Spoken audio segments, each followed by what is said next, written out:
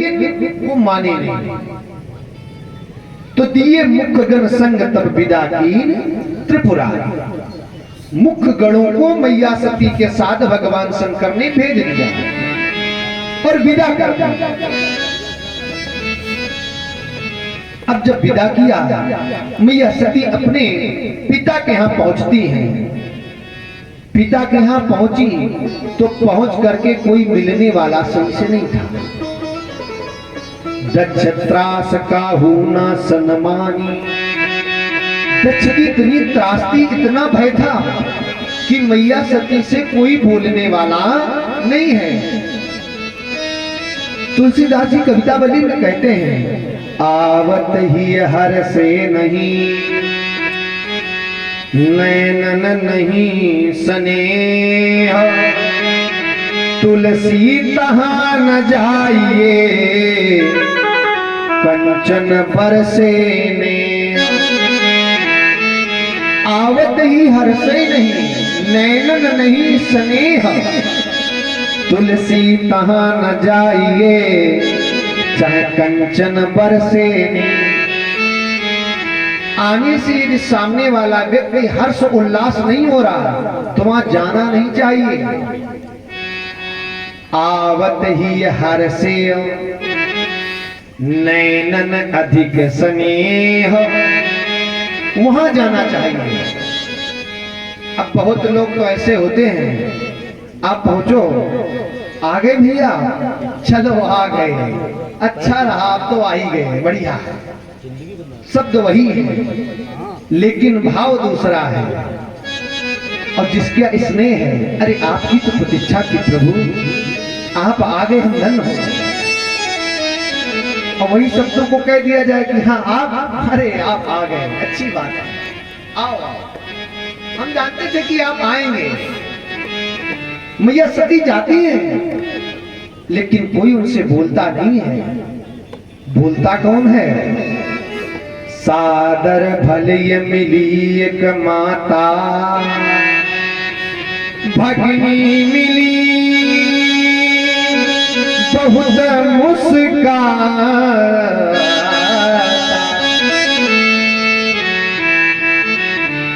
माता, जो माता का शब्द है ये हमारे यहाँ बहुत प्रमुख है। माता का दर्जा, माता का स्थान पिता से 100 गुना अधिक है।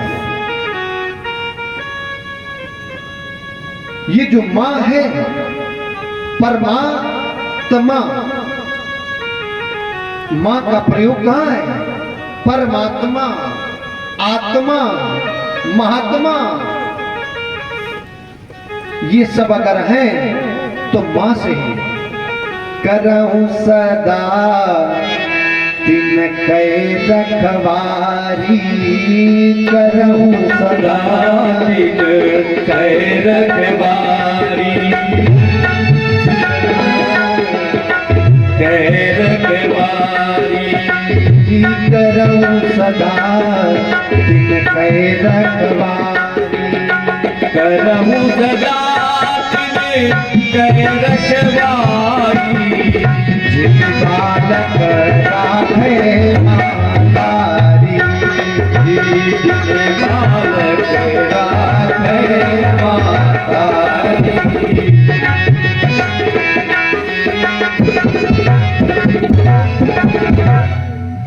करम सदा तिनके रखवारी, जिन बालक राखे मातारी। मैं उसी प्रकार से रक्षा करता हूं अपने भक्तों की जिस प्रकार माता रक्षा करती है। क्या बताएं प्यारे, माता का हृदय बहुत ही निर्मल होता है।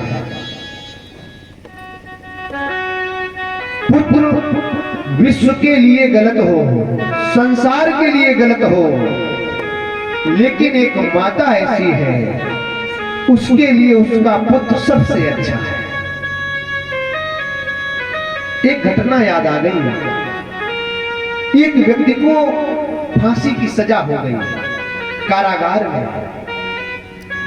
जब वहां सजा हो गई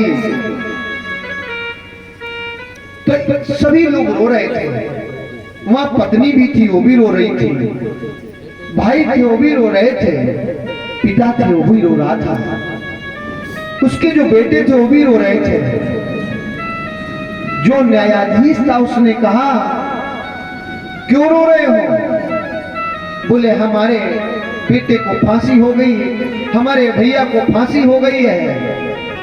तो उसने कहा कि फांसी रुक जाएगी, इनको फांसी, इनको मृत्यु दंड नहीं मिलेगा, लेकिन इसका कारण एक रहेगा, इसके बदले में किसी को फांसी की सजा पर चढ़ना पड़ेगा।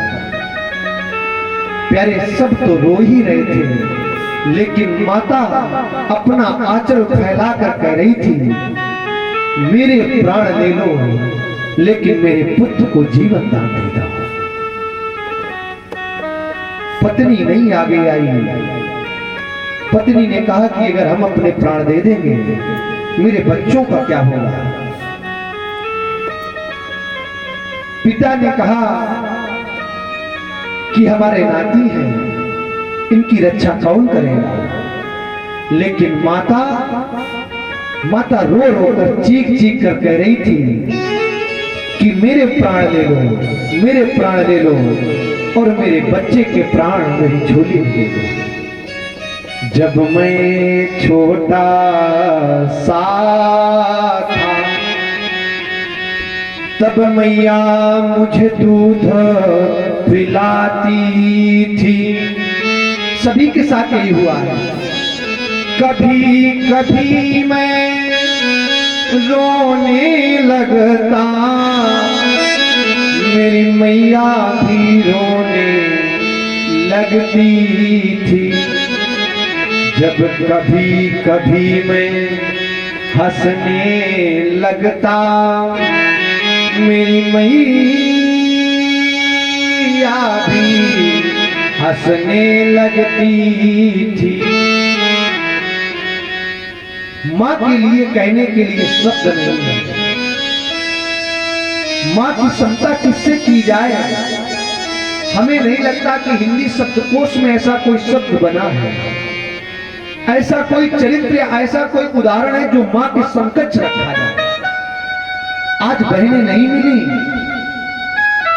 लेकिन सादर भले ही मिली एक माता। माता ने जिस समय देखा कि मेरी पुत्री सती आ गई है, गले से लगा लिया, आओ पुत्री। और भगनी मिली बहुत मुस्काता। भगनी कहती, दीदी आ गई आप? हाँ, हमें पता था कि आप आएंगी, जीजा जी को बुलाया नहीं गया। अच्छा ये बताओ कि जीजा जी वस्त्र पहनते हैं कि वही वेशभूषा है? और जो नशे में मग्न रहते हैं, उस पर सुधार हुआ कि नहीं हुआ? भगनी आज व्यंग करती है मैया सती पर। कहती है, भगवान जीजा जी का परिधान बदला कि नहीं बदला? अच्छा एक बात बताओ कि उनके साथ में जो वो गढ़ रहते थे, नंदी, भृंगी, श्रृंगी, भूत, बैताल, कब हुए कि वही है? मैया सती कुछ नहीं बोलती है।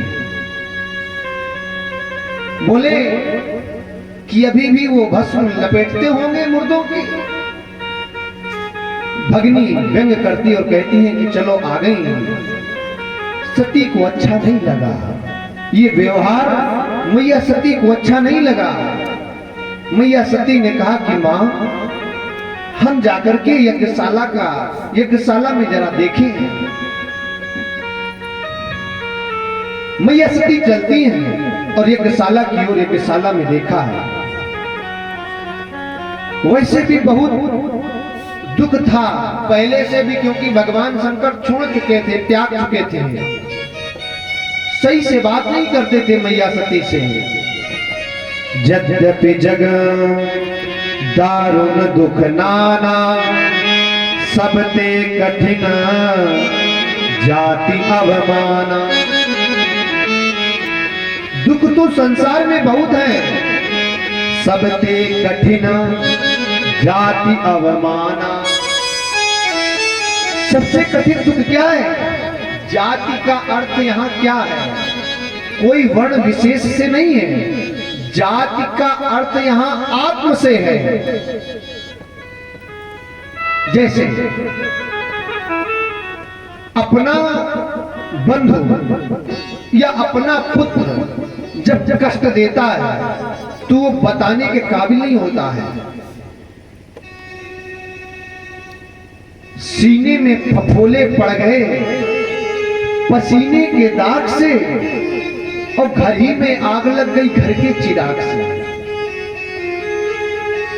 जब अपना व्यक्ति विरोध करने पर उतर आता है तो वो व्यक्ति मौन हो जाता है। पूरे विश्व से तो लड़ सकता है, लेकिन अपना भाई, अपना आत्मा यदि अपना विरोध करेगा तो वो लड़ नहीं सकता है, सक्षम नहीं रहेगा, अक्षम रहता है।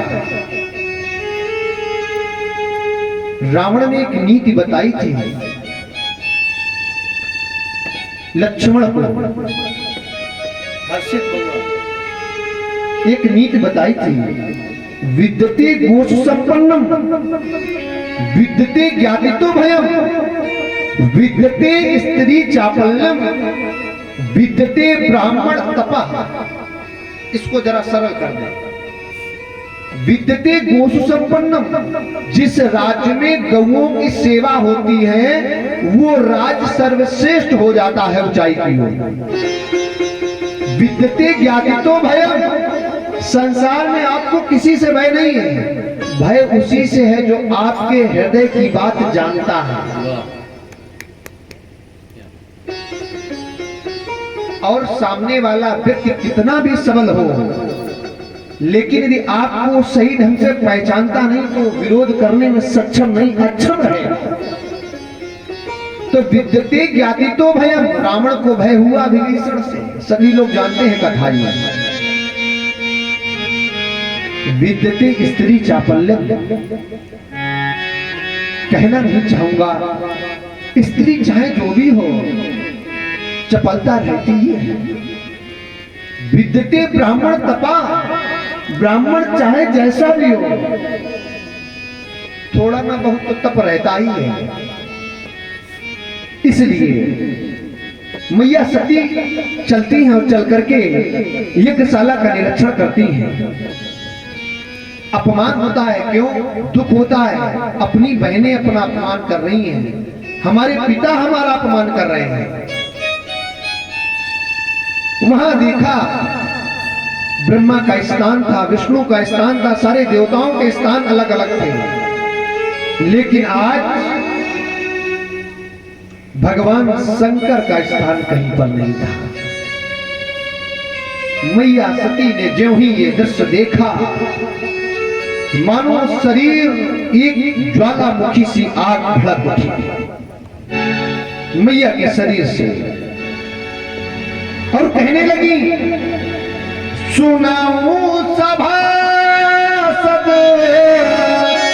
सकल मुनि कही सुनी जिन शंकर निन्ना। इस तरह सबके मुनियों, सभी लोग कान खुल करके मेरी बात सुनो। जिन लोगों ने भगवान शंकर की निंदा सुनी है उनको भली बात पछताना पड़ेगा। मैया कहती हैं, जहां भगवान शंकर और विष्णु का अपमान होता हो, हरि और हर का अपमान होता हो, तो यदि आप सामर्थ्यवान हैं तो उसकी जीवा काट, और सामर्थ्य नहीं है तो कान मूंद करके वहां से चले आओ।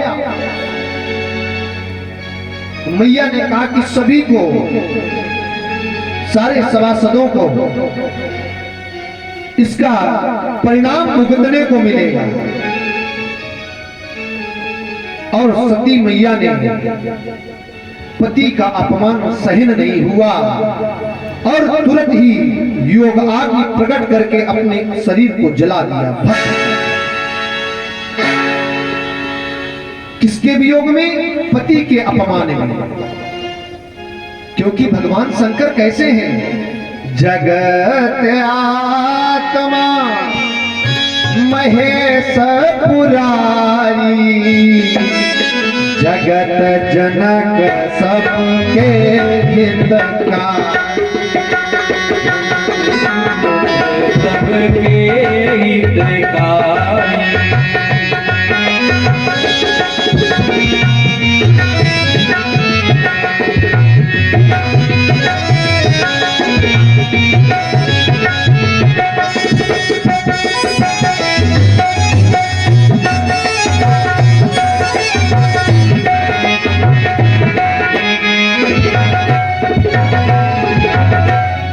जगत आत्मा महेश पुरारी, सकल जनक सबके हितकारी। ऐसे भगवान शंकर का विरोध किसने किया? दक्ष ने किया। और मैया सती कहती हैं कि पिता का भी कल्याण होने वाला नहीं है। और अपने शरीर को त्याग करके मरते समय मैया सती ने एक वरदान मांगा था। सती मरत हरिशन वर मांगा, जन्म जन्म शिव पद अनुरागा। मैया सती योग अग्नि में जली और जल करके एक वरदान मांगा। सती मरत हरिशन वर मांगा, क्या? जन्म जन्म शिव पद अनुरागा। हे भगवान विष्णु, हे हरि, हमारा जन्म जन्म जन्म भगवान शंकर में संलग्न लगा रहे, ये वरदान मांगा। इसी कारण से तेही कारण हिम गिरे ग्रह जाय, जन्मी पार पति तनु पार। इसी कारण से हिमांचल के यहाँ मैया पार्वती ने जन्म लिया। याज्ञवल्क्य जी भरद्वाज से कहते हैं, ताते मैं संक्षेप बखानी। इस इतिहास को सभी लोग जानते हैं, लेकिन हमने अपनी बुद्धि और मति के अनुसार इस इतिहास को संक्षेप में कहा है। आगे की कथा क्या है?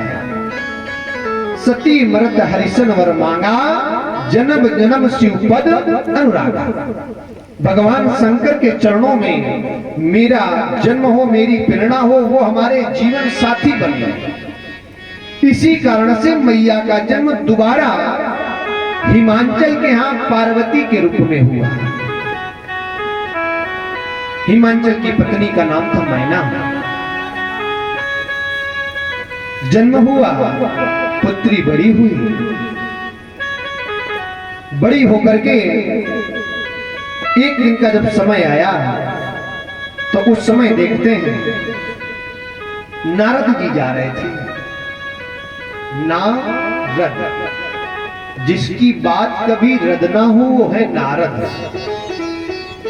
नारद जी को लोगों ने उपहास में ले लिया। नारद उपहासी व्यक्ति नहीं है। नारद विष्णु भगत पुनि ज्ञानी। नारद जी भगत भी है और ज्ञानी भी हैं। और आजकल तो गांव या घर में एक दूसरे की लोग बुराई करते तो कहते ये नारद है। अरे नारद ये नहीं करते थे। कथा को सुनना और समझना भी चाहिए। नारद जी भगवान से जोड़ते थे, जिसको भी जोड़ा है। इसलिए नारद जी पहुंचते हैं।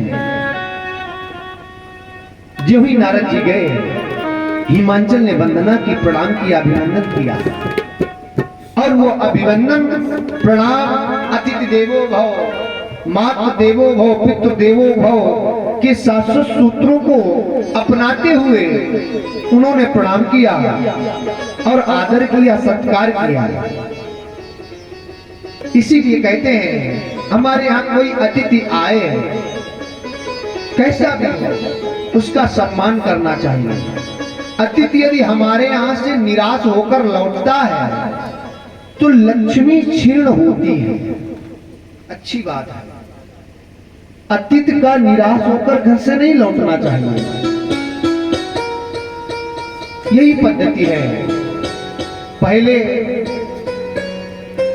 जो भवन बने हुआ करते थे उसमें लिखा रहता था अतिथि देवो भव, मातृ देवो भव, पितृ देवो भव। अब तो लिखा रहता है कुत्तों से सावधान। अब ये नहीं समझ में आता है घर में व्यक्ति है कि कुत्ता है। एक कुत्तों से सावधान, अभी सोचना पड़ता है इसमें कौन रह रहा है। इसीलिए अपनी संस्कृति को भूला ना जाए, कथा के माध्यम से इसको जीवित रखा जाए। ये ज्ञान आवश्यक नहीं कि पढ़ने से ही आए।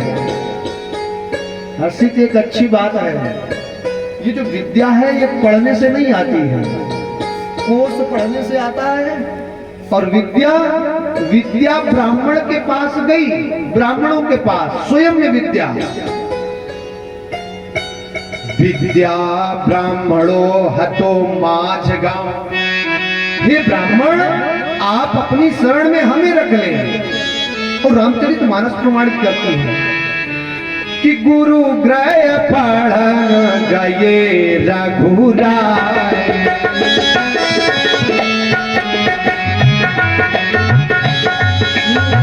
गुरु ग्रह पढ़न गए रघुराय।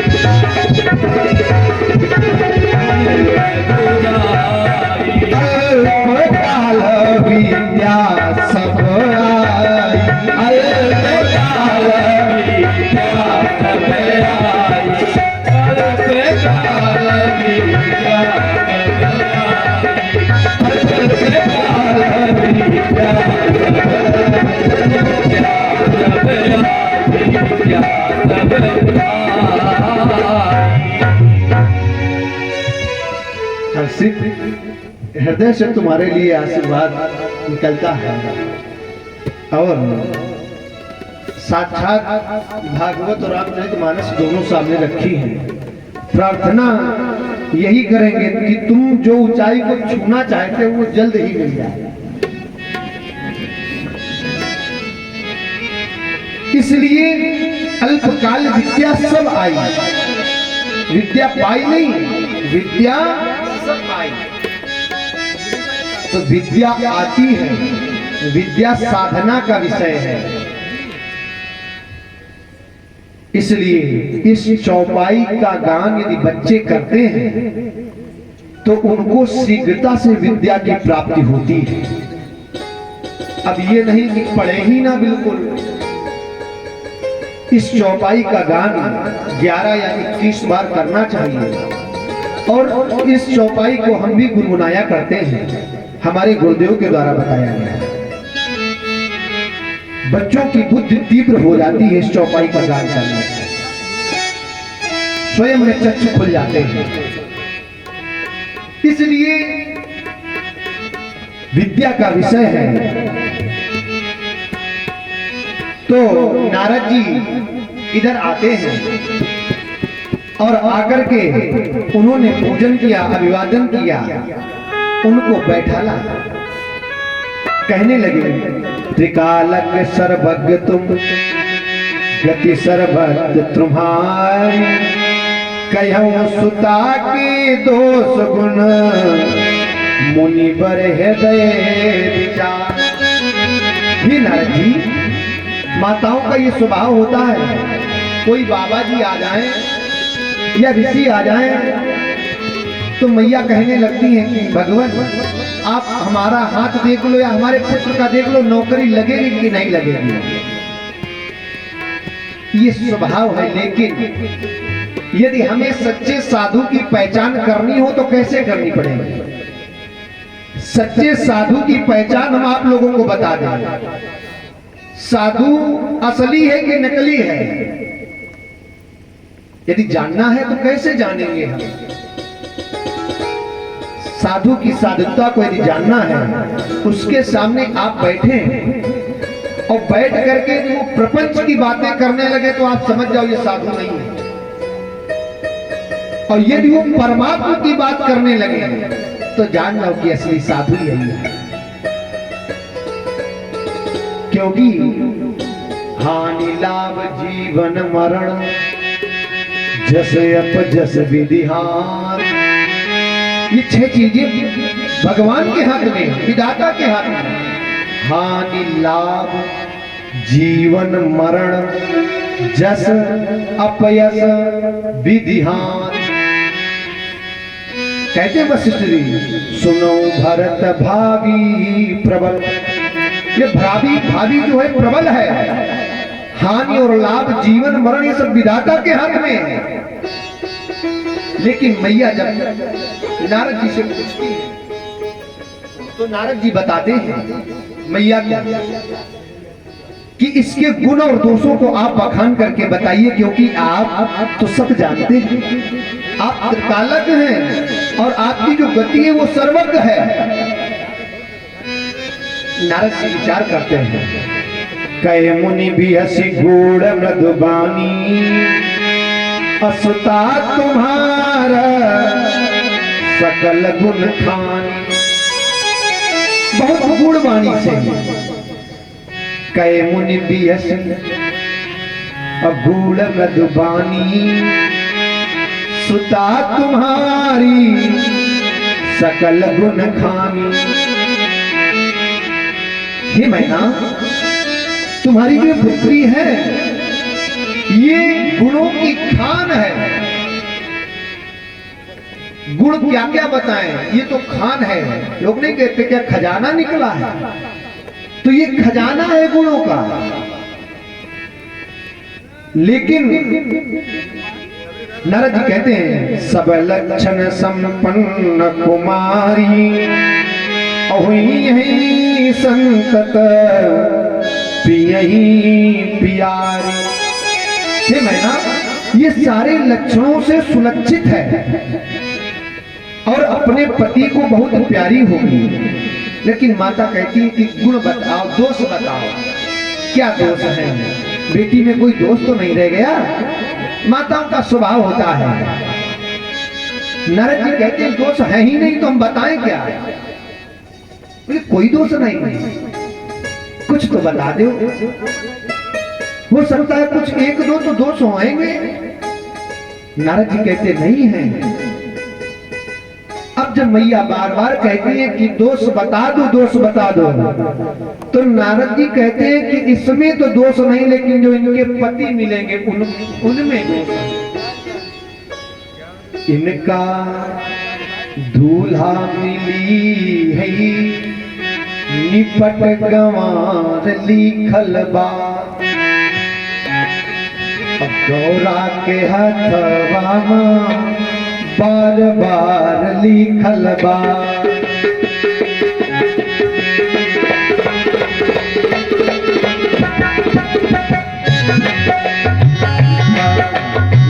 मिली है निपट गंवार लिखल बा, लिखत गंवार गौरा के हथवा में बार बार लिखल बा।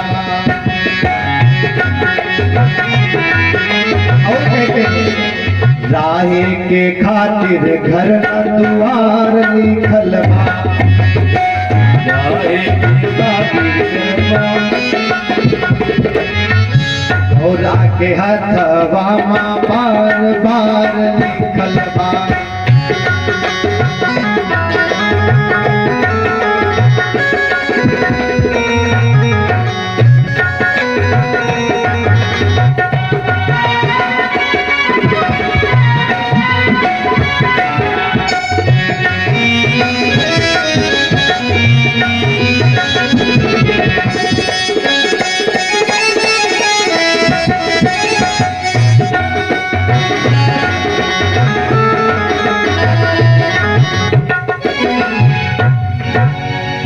कहते हैं कि इन सुता तो सुलक्षण है, लेकिन जो पति हैं